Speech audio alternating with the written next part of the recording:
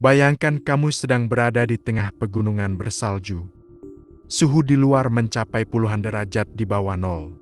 Angin bertiup kencang, dan satu-satunya tempat aman adalah tenda yang melindungimu dari kematian. Namun entah karena alasan apa, pada suatu malam di tahun 1959, 9 pendaki berpengalaman melakukan sesuatu yang tidak masuk akal. Mereka merobek tenda mereka dari dalam, lalu berlari keluar menuju kegelapan, tanpa jaket, tanpa sepatu, dan tanpa perlengkapan yang cukup untuk bertahan hidup. Beberapa minggu kemudian, tubuh mereka ditemukan tersebar di lereng gunung.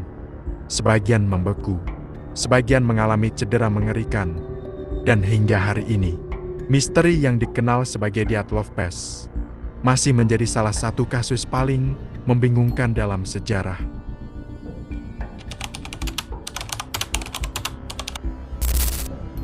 Kisah ini dimulai pada Januari tahun 1959 di Uni Soviet. Seorang mahasiswa teknik bernama Igor Dyatlov memimpin ekspedisi pendakian menuju pegunungan Ural. Kelompok tersebut terdiri dari 9 pendaki berpengalaman yang sudah terbiasa menghadapi cuaca ekstrim. Mereka bukan pendaki amatir. Sebagian besar memiliki sertifikasi pendakian tingkat tinggi dan pernah menghadapi kondisi yang jauh lebih berat dari pendaki biasa. Tujuan mereka sederhana, menyelesaikan perjalanan panjang, melintasi daerah pegunungan yang terpencil dan kembali dengan selamat. Tidak ada yang menyangka perjalanan ini akan berakhir, menjadi misteri yang dibahas dunia selama puluhan tahun.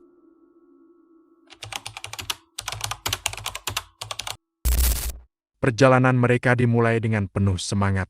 Dalam foto-foto yang ditemukan kemudian, para anggota ekspedisi terlihat tersenyum, bercanda, dan menikmati perjalanan. Tidak ada tanda-tanda ketakutan ataupun masalah besar. Setelah beberapa hari mendaki, kelompok tersebut mulai memasuki wilayah yang jauh dari peradaban. Daerah ini terkenal dengan suhu yang sangat dingin dan kondisi cuaca yang sulit diprediksi.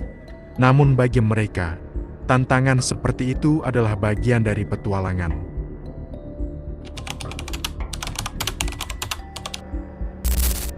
Pada tanggal 1 Februari tahun 1959, kelompok Dyatlov mendirikan tenda di lereng Gunung Kolatsyakhl. Nama gunung itu sendiri memiliki arti yang menyeramkan. Dalam bahasa Mansi, suku asli setempat, Kolatsyakhl sering diterjemahkan sebagai gunung kematian. Malam itu cuaca mulai memburuk, angin bertiup semakin kencang, dan salju turun tanpa henti. Para pendaki masuk ke dalam tenda untuk beristirahat, karena malam itulah yang menjadi awal dari misteri terbesar.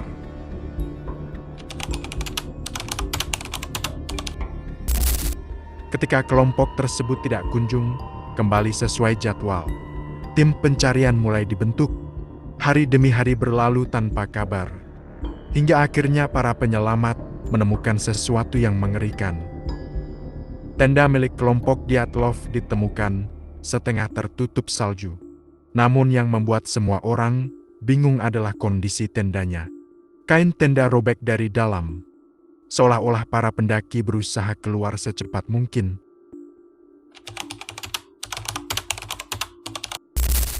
Tidak jauh dari tenda, tim pencarian menemukan jejak kaki. Jejak tersebut menunjukkan bahwa para pendaki berjalan meninggalkan tenda menuju hutan. Yang aneh, sebagian dari mereka tampaknya berjalan tanpa sepatu. Dalam suhu ekstrim seperti itu, keputusan tersebut hampir sama dengan hukuman mati. Pertanyaannya adalah, apa yang begitu menakutkan hingga mereka rela meninggalkan satu-satunya tempat aman yang mereka miliki?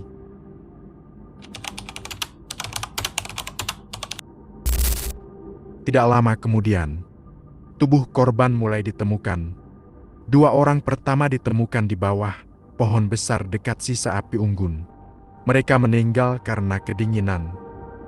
Beberapa korban lain ditemukan di antara hutan dan lokasi tenda, seolah-olah mereka sedang mencoba kembali ke tempat perlindungan. Namun kondisi beberapa korban berikutnya jauh lebih mengerikan. Beberapa mengalami patah tulang yang sangat parah.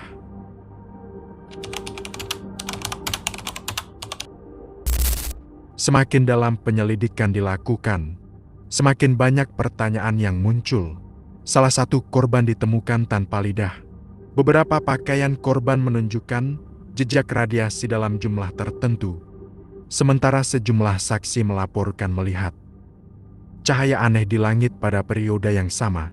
Apakah semua ini saling berhubungan? Ataukah hanya kebetulan yang membuat kasus ini tampak lebih misterius daripada kenyataannya?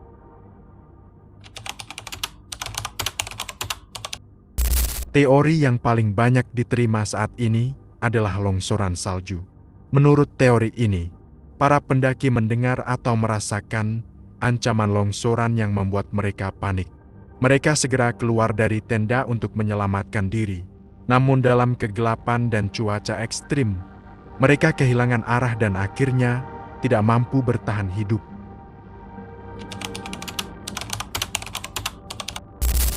Lebih dari 6 dekade telah berlalu sejak malam itu.